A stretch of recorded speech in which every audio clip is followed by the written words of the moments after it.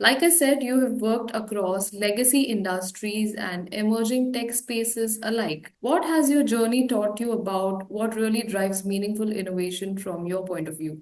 Thanks again for invite. Just I think it's always starts, with the business and the customer because each business and the domains that I work for, like they have some common things, but they also different because of the nature of the business. Like for example, I work in the oil and gas, and the oil and gas, the most important thing is communication channels and IT infrastructure, satellite infrastructure.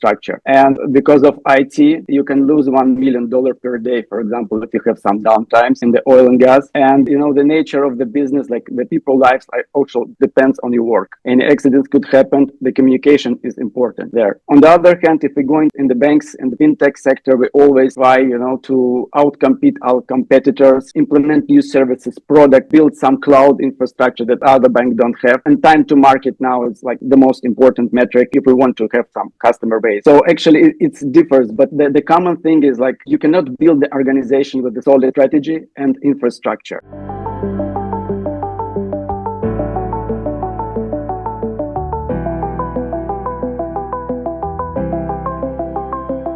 Hi everyone, you're watching the mainstream. I'm your host for today, and we are back with a new episode of our series called CTO Unplugged. I have with me Mr. Leonid Dorogoy. Leonid, firstly, thank you so much for joining us today. Thank you so much, Simran. Thank you for invite. Thank you too. Glad to be here. Absolutely. Well, I will quickly take this moment and this opportunity to share a few things about you and introduce you as well. Leonid Dorogoy is currently the Chief Technology Officer at a private wealth management fund, and he also brings over 2 decades of experience spanning banking, oil and gas, telecom, and fintech, a rare cross industry lens that's deeply relevant in today's fast moving digital world. From steering multi million dollar transformation programs to advising cutting edge Web3 startups, he blends structured leadership with future forward thinking. And based in Dubai, a city positioning itself as a global tech hub, he's at the heart of innovation and ambition, which is why we are more than excited to hear some incredible insights from Leonid and also take a deep dive into his transformative journey. So stay tuned. And well, without any further ado, let's begin. Leonid, firstly, thank you once again for being a part of the series. And like I said, you have worked across legacy industries and emerging tech spaces alike. What has your journey taught you about what really drives meaningful innovation from your point of view? Thanks again for invite. Just I think it's always starts, with the business and the customer because each business and the domains that I work for, like they have some common things, but they also different because of the nature of the business. Like for example, I work in the oil and gas, and the oil and gas, the most important thing is communication channels and IT infrastructure, satellite infrastructure. And because of IT, you can lose $1 million per day, for example, if you have some downtimes in the oil and gas. And the nature of the business, like the people lives, also depends on your work. Any accidents could happen. The communication is important there. On the other hand, if we go in the banks and the fintech sector, we always try, to outcompete our competitors, implement new services, product, build some cloud infrastructure that other banks don't have. And time to market now is like the most important metric if we want to have some customer base. So actually it differs, but the common thing is like you cannot build the organization with a solid strategy and infrastructure. Whether it could be cloud infrastructure or it's gonna be on-prem infrastructure, you have to implement that. And you have to ask your business owner or your C-level executives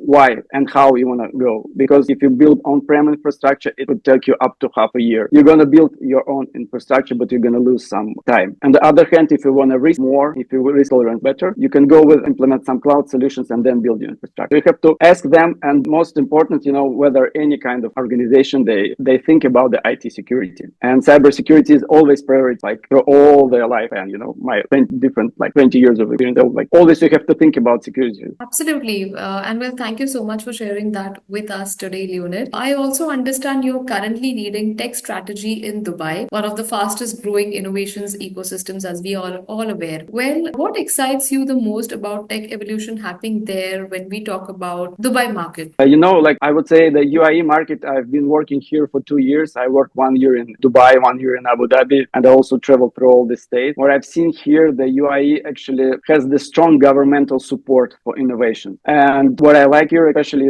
when the governmental entities, they see some kind of technology, or they want to be the best in everything. They want to be best in the real estate. They want to be best in fintech services. They want to be in crypto markets. They want to be forefront, the best cars, the best resorts and hotels. They want to build the best. And to be able to do this, you need to first invite some people, great skills, who can do the work, not in the years, but in the months.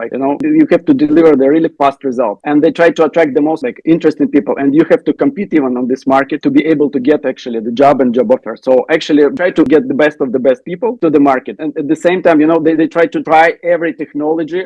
For example, other governments, they regulate, for example, crypto things or banking services, and they make, complicate these things. UAE wants to make some pilot things. They implement some kind of things called free zones, for example, the MCC zone, the IFC, IDGM. So they pilot in actually some projects that other countries cannot implement because of the regulation. UAE want to be in touch. They want to be the first who do this. And actually, on the last Oracle Cloud event I attended this spring in the UAE, there was some governmental body entities that they say regarding the Dubai airport, one of the first countries who actually implement AI, and they scan your face and you're just ready to go 5-10 seconds. You just don't need any stamps. And actually UAE is one of the first countries who actually not implement AI there. It actually works there. In other industries, we're trying to do the same in the fintech. We're trying to do the same in banking. We try to do the same in real estate, and actually technologies that actually work. Apart from that, it's a lot of that you can meet here in one place, because everyone comes here. They want to share the knowledge. They organize some kind of conference event where you can exchange ideas and just be always, in the same page. Great. And, along these lines, in your experience, what does it take for a company, especially for regulated sectors like banking or energy, with the background of the entire ecosystem of Dubai or the Middle East?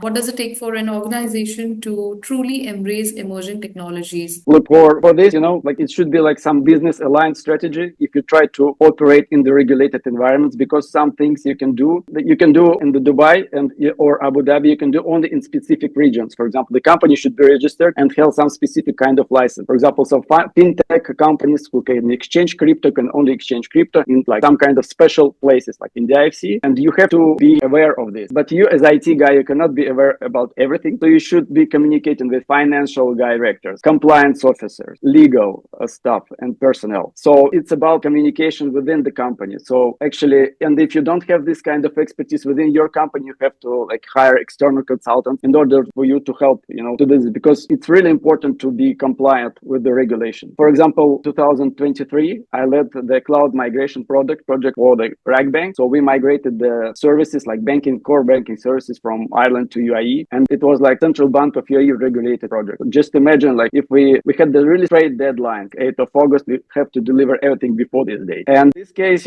just before this date, the project was a slowdown. But when everyone knows that's the final date, all the bank will help you. All the senior executives come actually and help you to do your job. This is what I like, because this sense of urgency, I like for these reasons, the regulated projects, regulatory projects, because it's you cannot pass the deadline in this kind of project. And for the project program manager or just leader, it's really good because, in UAE, it's really hard, to organize the people, because everyone has a lot of tasks to do. And this keeping focus, on the specific goal for your portfolio, the most important projects is I think it's most right. Beneficial and important. Absolutely. Yeah. Well, against this backdrop, for someone who advises Web3 and NFT startups, Leonid, from your point of view, where do you see the real long-term value emerging from the space beyond the initial hype? Look, actually, I spent more than 15 years in the banking, fintech. And for me, always the three technologies was really skeptical. And to be honest, most of the people still think it's in this way, because they think it's a lot of fraud, of course, a lot of security issues. But, the thing is finance system, to my opinion, and I passed I studied with the Duke University, with this DeFi course, and learned a lot, and also learned a lot from a lot of conferences from the people, from the community in Dubai. I came to this thing is actually companies, there's a lot of common things between the old fintech system and the Web3. Actually, when the companies, they ask some kind of consultancy or advisory services, actually they kind of have the same problems that you have in the real product development. For example, they raise some money for startup, they build some MVP, and they hold on for half a year this project, and then it's they try to unfreeze it, build a new team, what's already been created and what they need. Actually, they need the same, they need to understand for what customer they use the product, and also what kind of team they want to build. They also want to some advisory on on interfaces they already built. And sometimes, like, I've seen a lot of, how say, if you open the banking app and if you open some kind of crypto trading app, you're going to be amazed. Like, crypto trading app is like 5 times more complex than standard banking app. So actually, for the people of this world and trying to use this technology, it's really hard actually to use this kind of technologies. And our goal, when we try to build actually application or give some value, to make it more, user friendly. The new people like 10, 15 years old guys, they're gonna be making fast. They will adopt fast to this world. But the guys who already work in the legacy system, it's really hard. It's too many things, like too many complexity. And for what reasons the company use this technology, like it's tokenization of the assets, real estate, commodities, and things like this. And also, it's a lot of other things. Absolutely. Thank you so much, Leonid, for being so comprehensive and throwing some light on that. Moving on, I want to understand from you what is, with so much noise around AI, Web3, and blockchain, how do you personally filter out trends from true transformation opportunities? Actually, what I've seen, what I've realized like some time ago, that important thing is actually to bridge this, like to build this bridge between like the old financial system and this Web3 blockchain technologies that we have, because it's inevitable, and most of the companies like Mastercards and other like big players, they already started to implement stable coins. Apple started to implement stable coins. We're gonna use it. The money transfer market, all markets gonna change. Maybe some people don't understand it now, or don't want to understand it now, like because they are comfortable with old system. But actually, with the blockchain, you can transfer money in minutes and seconds. And why do you need other kind of transfer and payment systems? The good thing is that regulatory market, the regulators also come to this place. If they're gonna regulate this, we're gonna use and these technologies, like more transparently. So to like break the ideas, what kind of technologies was evolution in this field. So I would say, all begins, with Bitcoin mining, Ethereum mining. The trend was on this. All the people wants to mine and get some money. Then just they don't understand the value. Do Bitcoin has value or not? Then it increase in value. And after, shifted, there's a lot of things like altcoins, alternative, like alternative to Bitcoin started to emerge. So people actually started to use like blockchain also for the stable coins for the money transfers. Also the big thing is DeFi, decentralized finance, built on Ethereum network, a lot of other, coins, and people start, just to invest, they can store, and so a lot of different terminology, in this world. For example, if we have some earnings in our real world, in the DeFi world, it's called staking. You have to learn all of these things, and people start to understand now. Even the big funds like BlackRock funds, they invest in this kind. It's called DeFi, and then actually start, these people start to use the blockchain, for tokenization, for assets, real world assets, for real estate. Like UAE also do this, and also UAE wants to tokenize the governmental services, with the blockchain. They want to transparency, because in blockchain you can transparent to everyone. You can see for what reasons the government use and spend money for, and they want to be open. So the next segment, of this market, people, they try to follow the trend. They try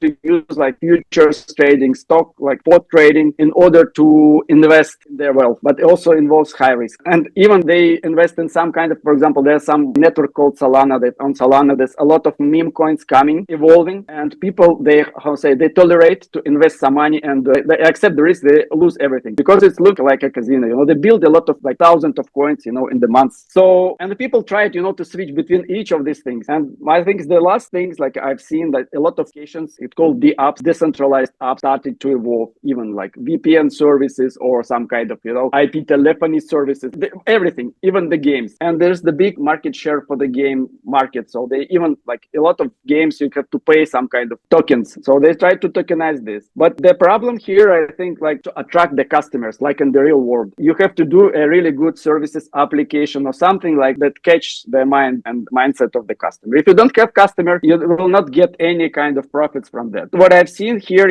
from this blockchain technologies would use, like I see the bigger use of the stable coins. It's going to be regulated, and the people, they will start to use and add these technologies to their life. They're going to be using it's already the part of the world. Wonderful. Well, lastly, Leonid, what is one piece of advice that you would like to give out to tech leaders looking to stay relevant in this rapidly changing landscape, especially in a global innovation hub like Dubai? Dubai, Abu Dhabi, I would say, like, because Dubai and Abu Dhabi, they're kind of equal. Dubai has, it attracts more people for the first, but all the money and all the big things that are happening actually in Abu Dhabi. So what I would say, like for this market leader or any kind of person, IT guy who come here, I think it's essential more networking that you do all your life, because Dubai and Abu Dhabi, it's all about the networking. It actually, has a lot of events, sometimes like GSEC, Git, GITEX, a lot of kind of vendor events. And on these events, you're going to meet a lot of leaders from your industry Right. or similar industry, or just people who want to share their knowledge. Right. People who always like want to study, because like,